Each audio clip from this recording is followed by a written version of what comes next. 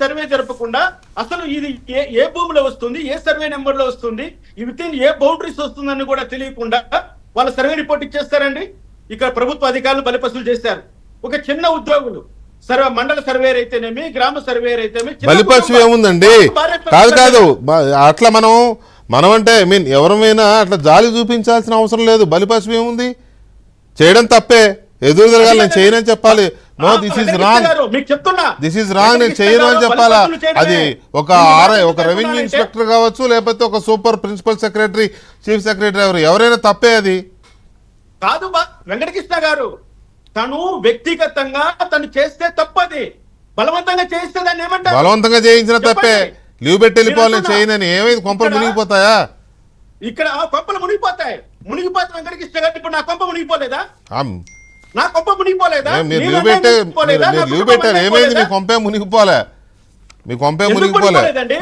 ఇప్పుడు నేను high court judge అయి ఉండే, ఇప్పుడు ఈ స్థాయిలో నేను ఇప్పటికిప్పుడు హైకోర్టు జడ్జి అయి ఉంటే, నేను కానీ సర్వీసులో ఉంటే, ఆ రోజు వాళ్ళు చెప్పిన మాట వినలేదని, ఆ రోజు హైకోర్టు జడ్జి చెప్పిన మాట వినలేదని నేను బలిపశులు అయిపోయాను. చిన్న ఉద్యోగులందరినీ బలిపశులు చేస్తారా? వీళ్ళని భయపెట్టి పని చేయించారా, బలవంతంగా చేయించారా అనేది కూడా ఇంకో కోణంలో చూడండి.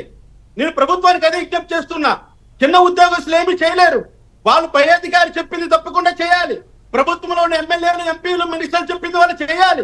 చేయకపోతే నాలాగా సస్పెండ్ చేస్తారు, కారణం లేకుండా సస్పెండ్ చేస్తారు, రూల్స్ పాటించారు. ఇప్పుడు కేసులు పెడతారు, అష్ట కష్టాలు పెడుతున్నాం. తప్పు చేసినందుకు ఇప్పుడు వీళ్ళు వచ్చి కేసులు పెడతారు. మరి తప్పు తప్పే కదా, మీరు ఏం చేశారనేది అనవసరం. తప్పు తప్పే కదా. నేను క్వశ్చన్ అడుగుతాను వెంకటకృష్ణ గారు, ఒకే క్వశ్చన్ అడుగుతా, సమాధానం చెప్పండి.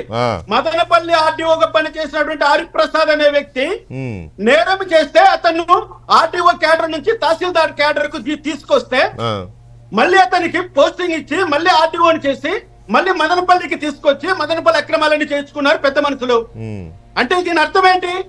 అధికారంలో ఉన్న పార్టీ పెద్దలు ఏది తెలుసుకుంటే అదే జరుగుతుంది. వాళ్ళు పాటించాలి. కాదండి, అందుకని ఏం చేస్తారండి? అందుకని అడిగినోడు కల్లా భజన చేసుకుంటూ వెళ్తారా? ఇంటిగ్రిటీ ఉండదా? వ్యక్తిత్వం ఉండదా? ఇంటిగ్రిటీ ఉండదా? ఇవాళ జడ్జి రామకృష్ణ కాదండి, ఒక మాట చెప్తా, దయచేసి ఇవాళ జడ్జి రామకృష్ణ నా ప్యానెల్లో ఎందుకు కూర్చున్నారు? అవినీతిని ప్రశ్నించడానికి. That's it.